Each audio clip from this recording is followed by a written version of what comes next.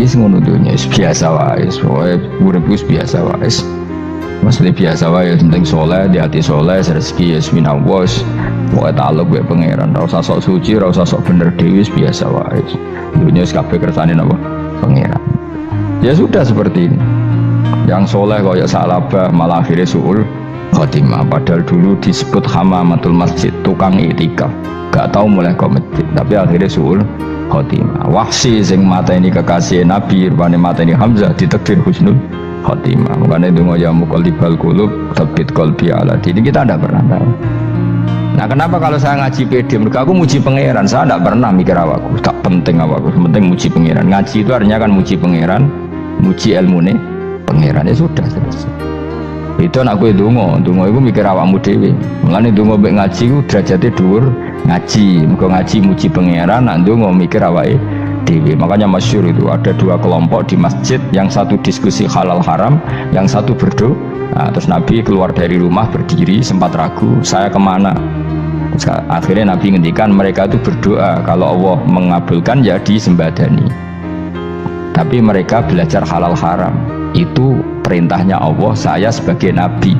Terus akhirnya Nabi gabung kelompok yang belajar halal haram. Karena belajar halal haram artinya ingin menghidupkan hukumnya Allah Ta'ala. Tapi nak wong dongo kepinginnya iku kabul kajate, intinya mikir awake dewi. Makanya saya termasuk ulama yang jarang berdoa. Tapi ya berdoa, tapi kadang-kadang aku kan gak kontribusi ning agama rapati ya itu mah. Oh dasar murahan. Ya tapi piye mulang ya ora payu. Jadi kadang-kadang kula dibantah. Lah jenengan mulangi payu Gus. Lah kula ora payu, ndonga-ndonga ngono. Ya tapi aku ngerti pangeran ora bakal nyembadani barno kok Gus. Pangeran ya paling ya sedikit sidik ngono cukup umum. Kula termasuk orang yang enggak setuju ya kalau orang sholawatan terus berlebihan tapi khidmah ini Nabi kurang. Maksudnya gini loh, sholawatan berlebihan ya. Redaksi sholawat tentang Nabi itu kecil. Bukan sholawat jumlahnya enggak. Redaksi tentang Nabi itu kecil, sementara tentang keinginannya itu saya tidak suka. Saya suka sholawatan itu ya yang nyifati Nabi banyak, kemudian keinginannya kecil. Itu bagus. Kayak Ihya itu, kayak Ihya Abdul Hasan Asadili itu kalau dongo itu jaluknya mau swidik paling baris paling terakhir. Misalnya gini, nahmaduka ya man huwa la ilaha illa anta arrahmanur rahim, itu langsung in sampai nyifati Allah itu 99. Buar ngono nganti berkuras-kuras. Lagi terakhir mau jaluk dongo sidik. Nah kowe kan enggak muni muji Allah mau basa-basi tok. Alhamdulillah rabbil alamin wassalatu wassalamu ala Muhammadin. Mau nggo syarat tok. Baru Allahumma inna nas'aluka nganti telung lari. Telung halaman. Tapi pas muji pangeran alhamdulillah rabbil alamin wassalatu wassalamu ala Muhammadin. Bariku terus donga njaluk mapan tolak buala. Yo tau aja. Mana jare pangeran muji kekasihku suwidik dongane kecangkeman. Lah saya tuh gak suka jenis itu. Harusnya sholawatnya itu yang panjang. Maksudnya nyifati Nabi yang panjang, baru mintanya sedikit, itu bagus ya, lebih akhlak. Makanya saya diantara sholawat yang senang itu sholawatnya Habib Ali Al-Habsyi yang arang sing tutur. Kalau beliau baca sholawat itu sholatan yattasilu biha ruhul musolli alaihi bi fayam basitu fi qalbi sirru nuri ta'alluqi bi wa hubbi wa yuktabu biha bi inayatillahi ta'ala fi hisbi. Jadi dia baca sholawat itu, ya Allah berikan sholawat kepada kekasihmu Muhammad. Dengan sholawat ini rohnya saya, musolli itu rohnya saya yang membaca sholawat, bisa sambung dengan rohnya Rasulullah. Dan setelah sambung saya terhitung sebagai orang yang mencintai Rasulullah. Dan saya berharap dari cinta itu saya tertulis sebagai umatnya. Nah aku kan enggak mau sholawat itu mau saya termasuk orang yang enggak saya loh ya. Tapi ya tetap baik timbang nganggo primbon ya satu sholawatan ya. Tapi boleh punya etika lah dengan Rasulullah itu. Kalau dongo nyifati Nabi yang banyak ya baru keinginan. Kan banyak tuh sholawat yang seperti yang saya misalnya di kitabnya Sayyid Muhammad ada Allahumma sholli ala sayyidina Muhammad nuri kalam alladzi. Wah nyifati Nabi itu sampai panjang lebar baru menceritakan hajat. Kalau kamu kan enggak nyifati Nabi basa-basi mau sidik kan. Malah kadang orang misalnya ala Muhammad kok ala Muhammad muni Sayyidina aja disoal. Misalnya terus Baru kutungannya apa? Panjang. Saya termasuk yang enggak setuju karena itu menurut saya kurang etika. Makanya Rasulullah itu kalau berdoa, kalau sudah nyifati Allah, coba tak beri satu contoh saja doanya Nabi. Alhamdulillahi hamdan yuwafi ni'amahu wa yukafi'u mazidah ya Rabbana lakal hamdu kama yanbaghi li jalali wajhika 'azimi sultanik la nuhsi tsana'an 'alaika anta kama asnaita 'ala nafsik. Itu sudah berapa itu nyifatin itu belum doanya tuh. Nah kamu kan enggak Allahumma alhamdulillahirabbil alamin Allahumma ya Allah di hajati wes gremeng titik seramu tuh tenan jangan gak bakat wali lanjut kula iku sisen dene kula ya sering ngamini dongane wong ngono tapi ning atiku amin maksudnya amin barno mawon Gusti nanti aku amin tapi amin ku barno mawon Gusti wong ora jelas ngono betul. Jadi aku muni amin tapi amin barno maksudnya ya Allah barno amin maksudnya. Jadi karena tadi setahu saya doanya para nabi, para wali itu memang seperti itu. Ya coba itulah doa tadi aja yang saya sebut itu berapa kalimatnya? Apa? Alhamdulillah hamdan yuwafi ni'amahu wa yukafi'u mazidah ya Rabbana lakal hamdu kama yanbaghi li jalali wajhika 'azimi sultanik la nuhsi tsana'an 'alaika anta kama asnaita 'ala. Enggak terhitung pujian saya kepada engkau sebanyak engkau memuji pada diri engkau sendiri. Allahumma inni a'udzu biridhoka min sakhatika bi mu'afatika min uqubatika wa bika minka. Allahumma sholli bi haqqi jabarutika wa bi khawfika. Kan panjang sekali doanya wali-wali itu, tapi semuanya mensifati Allah. Bahkan banyak yang kemudian lupa enggak doa. Coba haji, doa haji itu coba. Labbaik Allahumma labbaik la syarika lak innal hamda wan ni'mata laka wal mulka la syarika lak wan ni'matu itu kan labbaik saya siap melaksanakan perintahmu ya Allah sa'dik engkau yang punya pujian engkau la syarika lak itu malah enggak ada jarang malah ada doanya itu kalimatnya talbiyah semua Allahumma antal azil akram itu sudah seperti itu karena tadi al-mu'min yashghaluhu sana 'ala Allah min ayyakuna li nafsihi dzakiran. Mukmin sejati adalah sibuk memuja Allah sampai lupa jatah dirinya sendiri. Nah, kowe kan gak mujine Allah basa-basi, dongane tenan. Itu jadi makhluk aneh, itu jadi hubungan mbek pangeran itu wong aneh. Ya tapi jen ra bakat wali semono iku dadine semono iku. Ya tok ngono kok mari wali kakean malah gak elit. Jadi, tapi saya mohon itu di sholawat itu usahakan jumlah paling enggak jumlah sholawatnya banyak doanya sedikit paling enggak misalnya kamu tidak punya kalimat yang apa baik ya mau sholawat yang 100 itu gak ada salah biar wiling-wilingan apa kita menyebut kekasihnya Allah lebih banyak ketimbang kita menyebut hajat kita sendiri ya gitulah paling enggak punya etika seperti itu ya kalau kamu enggak punya segot-segot sing keren bacalah sholawat berapa 100 terus cerita awam Gusti utang kula kathah mungkin ra jawab wis roh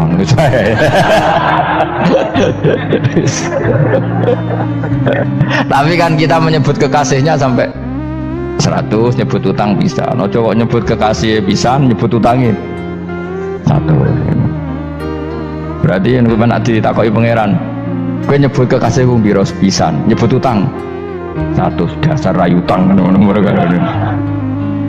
ya dan saya termasuk orang yang nggak setuju tadi jadi kalau apa redaksi sholawat cari yang mujinya Nabi lebih apa lebih banyak karena itu nanti lebih diridhoi Allah Ta'ala coba Allah sendiri kalau nyebut nabinya tuh hitung saja laqad ja'akum rasulun min anfusikum jadi rasulun min anfusikum seorang rasul yang sejenis dengan kamu terus azizun orangnya sangat terhormat alaihi ma'anitum rasul ini siap menanggung apa yang kalian tidak mampu kowe ra bakal mlebu swarga baru kaya syafaate Nabi akhirnya mlebu swarga kowe ra kelar korban Nabi tahu mengorbankan kita semua dokha Rasulullah bikabsaini terus hada an ahli wa hada amman lam yudokhi min mati jenenge alihima anittum Nabi menanggung apa yang kalian berat azizun Nabi itu ali terus harisun alaikum Nabi sangat berkomitmen menyelamatkan kalian haris itu keinginan yang berlebihan itu jenenge apa haris kayak kuno namanya nih ngungseng keinginan yang over Nabi itu sangat berkeinginan kita ini maslahat terus bil mu'minina raufur Allah yang super saja kalau nyebut nabinya nyifati sebanyak itu ada ayat lagi misalnya Rabbana wab'ats fihim rasulam minhum yatlu alaihim ayatika. Muhammad itu siapa? Seorang rasul yang membacakan ayat-ayat Allah.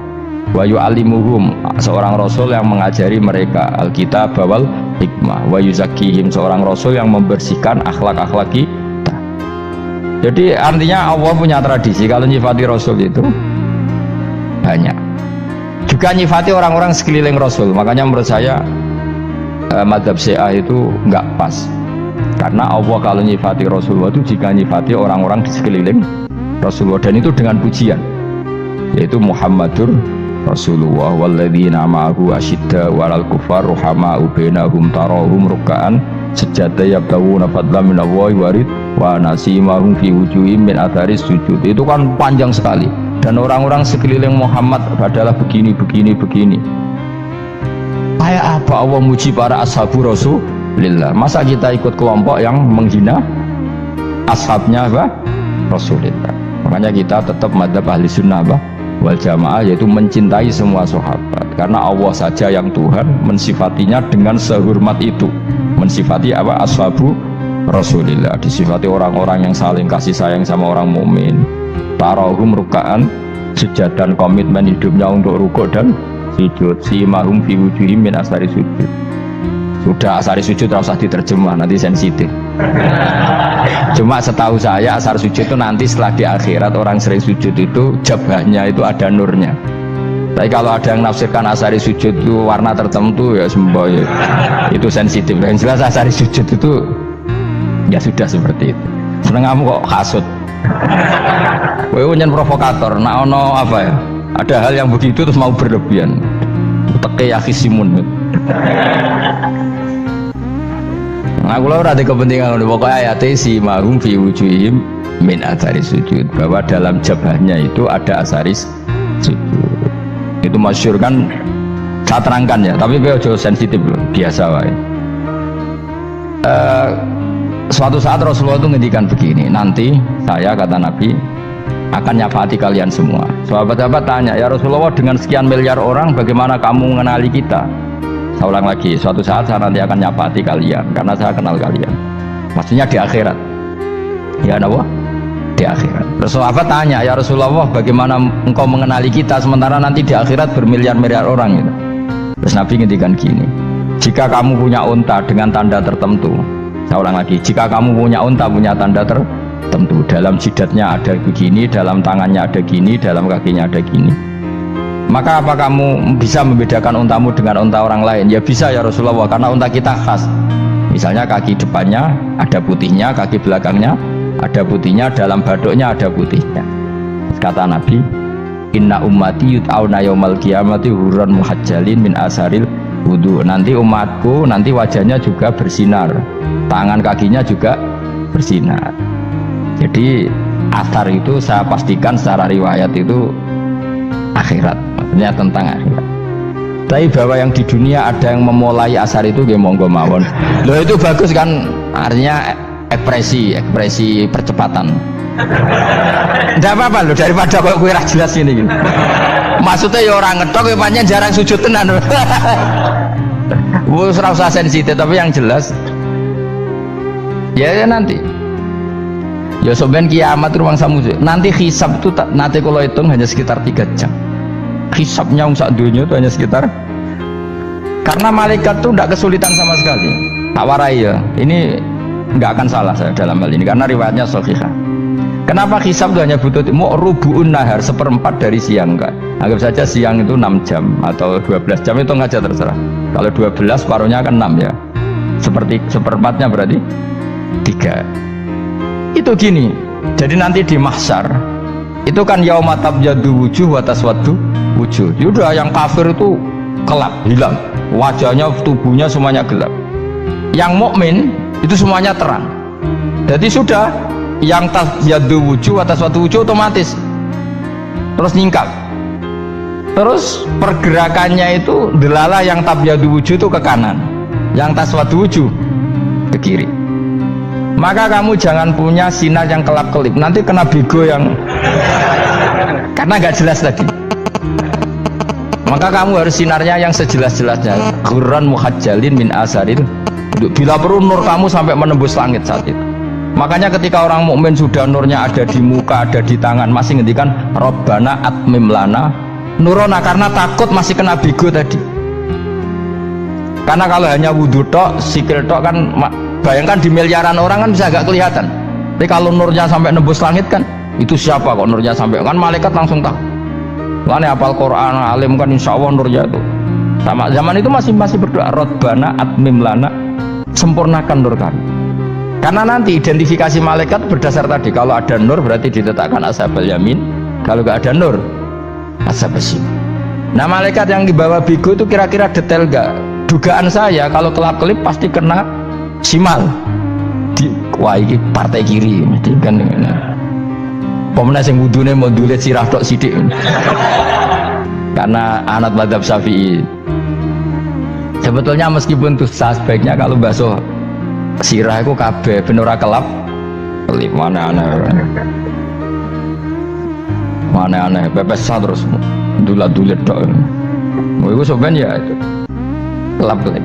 Ya sudah ya. Setelah itu kata ngendikane pangeran yu'raful mujrimuna bisimahum fayukhadu bin nawasi wal aqdam. Orang-orang pendosa kelihatan maka diletakkan di kiri. Nah sama yang orang-orang baik simahum fi wujuhim min asari. Jadi ayat itu jelas tentang akhirat. Tapi kira usah terus provokasi. Seneng kok ya khisimun, maksudnya provokator gitu. Jadi nanti yang mukmin jelas nurnya. Lah nur ini nanti dengan kadar iman kamu, perilaku kamu. Ada yang kelap-kelip, ada yang... Nah yang kelap-kelip ini orang kena bigo itu tadi.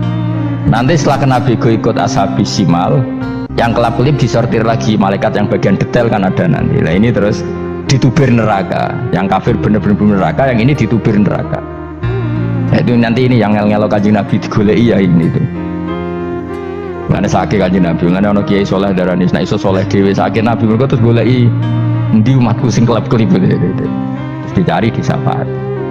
Ya imma langsung dituruti Allah wa imma diumbasine neraka. Ya terserah rencanamu piye kon aku kowe. Tapi yang jelas apa? Kiamat itu cepat sekali karena tadi ada identifikasi tadi. Makanya hanya cukup 3 jam karena tadi yang jelek kelihatan jelek, yang baik kelihatan baik. Makanya cepat. Ya oraful mujrimuna bisimahum, orang pendosa dikenali lewat alamatnya yaitu taswaddu apa? Wujuh. Kalau orang baik dikenali lewat tabyadu wujuh. Nah terus setelah nyingkir, ini ngono tak warai kiamat. Setelah nyingkir itu faduri babenahum bisuril lahu bab. Setelah tersingkir tadi terus lalu ada pintu penghalang, pintu pemisah. Nah pintu pemisah tadi yang sisi kanan langsung jadi surga, yang sisi kiri jadi neraka. Itu disebut faduri babenahum bisuril lahu bab batinu fi rahmatu wa dhahiruhu min qibalihil adab. Yang pintu arah kanan otomatis wilayah surga, yang pintu kiri otomatis wilayah neraka. Nah problemnya ketika penutupan pintu itu dah yang kelap-kelip itu katut kemana ini yang makanya kamu jangan malok partai yang apa kelap-kelip yang nggak jelas itu koalisi kemana ya. Kalau partai besar kan iso nyalon presiden, partai kecil ini kan ikut mana ini kan sing sak ngisore 1%, 2% ini kan repot. Loh, coba misalnya nur kamu 2%, berarti gelap kamu kan 98%. Kira-kira malaikat mengkategorikan kemana coba? Ayo jawab. Gelap. Loh kode semangat padahal itu bagian dari kamu. Kalau satu tubuh itu sinarnya hanya 2%, kira-kira kategorinya itu partai gelap, partai terang. Kode semangat kok ya dulu. Berarti kegaruk kemana? Kiri. Tapi bisa saja malaikat cara berpikir gini. Tapi kok ada cahayanya ya? Padahal kata Allah yang bercahaya ashabul yamin, kan nggak ada bilang cahaya terang. Bisa saja malaikat alhamdulillah berpikir begitu. Ya nanti kita rayu saja supaya berpikir ini kan yang penting ada cahaya. Kan Allah tidak bilang terang apa kelap-kelip. Ya mungkin saja asal ada cahaya dikategorikan lahu nur, punya apa? Nur. Tapi yang jelas saat itu pun yang sudah punya cahaya masih berdoa Rabbana atsmim lana nurona, ya Allah saya mohon sekali nur-nur kami sempurna. Jadi ini saya bantu teman-teman yang hafid-hafid supaya tahu maknanya ya.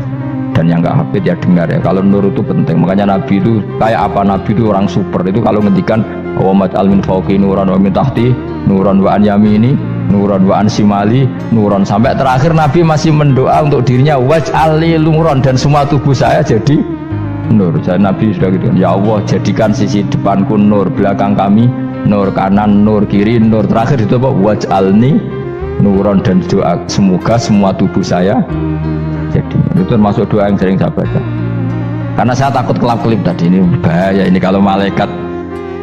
Saya tidak tahu cara berpikir malaikat tadi, apa ngitung 98% maka dikategorikan apa? Gelap, apa dihitung nurnya saja? Wong instruksinya Allah kan yang ada nur ashabul yamin, meskipun kelap-kelip kan punya nur. Saya tidak tahu nanti ikut 2% ikut mana kalau di partai koalisi itu. Ikut yang menang biasanya, ikut yang apa? Ya paham ya, makanya saya mohon kalau wudhu itu usahakan sempurna, terutama wudhu sholat. Kalau nggak wudhu sholat itu sebaiknya nggak sempurna, supaya ada bedanya wudhu sholat sama wudhu tidak sholat. Rasulullah itu masyhur gitu ya, Rasulullah itu kadang tawaddu'a wudhu'an khafifan, wudhu yang sederhana, yaitu hanya sekali-sekali dan tidak sempurna. Ketika ditanya as-sholat ya Rasulullah, tidak. Misalnya saya habis makan mau tidur biasanya ya wudhu, tapi tentu tidak perlu sesempurna kayak wudhu sholat, biar ada bedanya. Rasulullah juga gitu, beberapa kali beliau wudhu tapi tidak sesempurna wudhunya untuk sholat. Masyhur itu di riwayat tawaddu'a wudhu'an khafifan duna wudhu'ihi lis sholat, tapi kalau wudhu untuk sholat asbaghal wudhu, menyempurnakan wudhu. Jadi supaya ada bedanya wudhu sholat dan wudhu tidak. Saya gak wong sore ngaji podo kabeh. Abu Bakar ya gitu, ana wong poso sunat kok nyediakno buka dimarahi. Istrinya pernah nyediakan buka beliau untuk puasa sunat, itu embernya dipecahi Abu Bakar. Ditanya kenapa gitu, apakah kamu apangan menyaingi Ramadan? Jadi gak boleh memperlakukan puasa sunat kayak Ramadan. Ya biasa saja kalau puasa sunat tuh wah buka kola opo, Ramadannya ya iri tuh, ini gimana kok saya disaingi ini. Jadi kabeh itu ada proporsinya, ada apa? Makanya megang Quran ya wudhu, megang wudhu. Nah kabeh gitaran terus wudhu, pengiran tersinggung, iya kok menjaga gitar wudhu. Jadi gak boleh kebaikan disaingi, itu juga gak boleh. Bapak gue sergap wudhu sampai nyekel gitar. Untuk Quran tersinggung, wah semen itu gak sembunyi kan. Malaikat panitia kan ya tersinggung. KB itu kan ada proporsinya apa? Ada proporsi. Itu hebatnya Rasulullah. Jadi kalau beliau wudhu, bahkan wudhu itu wudhu li sholat sama tidak sholat itu. Misalnya sholat sunat itu kamu mampu ngadeg boleh nggak duduk? Boleh. Kalau sholat fardu nggak boleh, biar ada bedanya. Fardu itu spesial, nggak boleh, harus berdiri. Kalau sunat pun harus berdiri. Fardu tersinggung, iya sunat kok nyaingi aku kan gitu kayak. Ya makanya sholat fardu wajib berdiri ya. Sholat sunat boleh duduk meskipun mampu loh ya.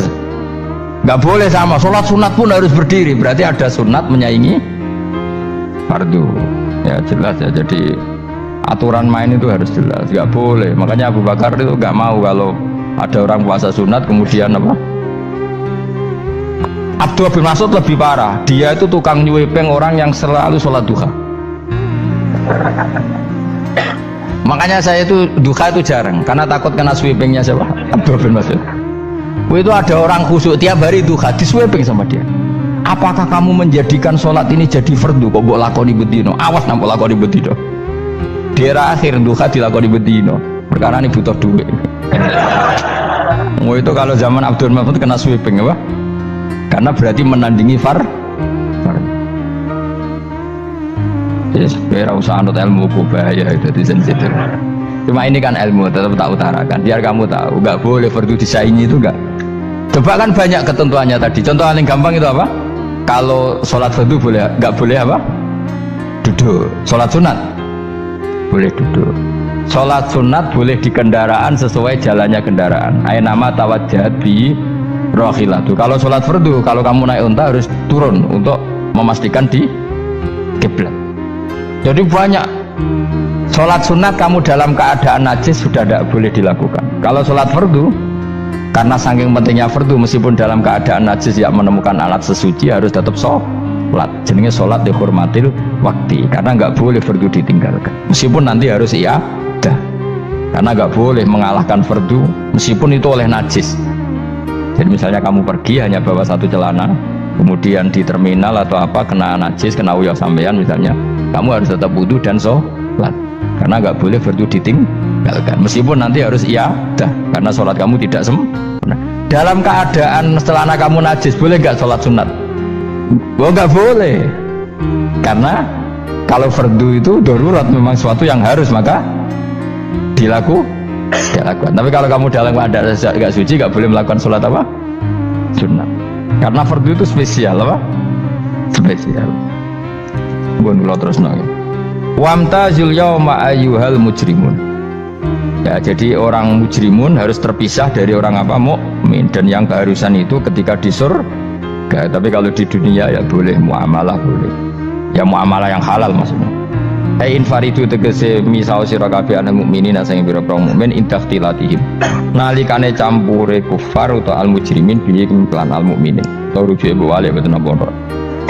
Maksudnya rujuk itu bolak-balik ke sami intakhtilatihim mukminin bi iklan kufar atau kufar ning mukminin. Alam ahad ilaikum ya bani Adam. Alam ahad ana ta ora merentano ingsun ilaikum maring sira kabeh. Amurkum tegese ana ta ora merentano ingsun kum ing sira kabeh ya bani Adam ya bani Adam. Ala lisani rusuli ing atase lisane para utusan-utusan ingsun. Bukankah saya telah merintahkan kamu wahai bani Adam Allah tak butuh setan. Yen ta ora menghamba sira kabeh setan ing setan. Ngendikane pangeran kowe cek kanut setan cek menemen nih. Bukankah sudah saya perintahkan kamu tidak boleh diperbudak napa setan. Manane la tutiu tegese aja taat sira kabeh ing setan. Inna sak temene setan laku maring sira kabeh aduun musuh mubinun kang jelas. Bayinul adawati banget musuhane. Lah setan musuhmu kok malah mbok nut bocah kok sarap ngono. Karwan musuh kok di nut. Anut ya pangeran mergo Allah wali fid dunya wal akhirah. Wa ani buduni lan yen to nyembah sira kabeh ning ingsun. Wa anestune kelakuan budu nyembah sira kabeh ning ingsun wahidu tegese nglakoni tauhid sira kabeh. To mengesakno sira kabeh ning ingsun. Wa ati ulan taat sira kabeh ning ingsun. Harusnya kita hanya ibadah ning Allah Subhanahu wa ta'ala karena dia yang menciptakan kita, tempat kita kembali. Setan itu tidak siapa-siapa, makhluk yang hina, yang lemah. Pokoknya malah taat ya ning gone zat sing super, sing gawe kita, sing memberi rezeki kita, dan zat yang kita kembali. Hadza utawi iki maksudane taat ning Allah taala. Hadza ay al-madkur min taatillah yusiratin kudalan tori untuk sedalan mustaqimun kan.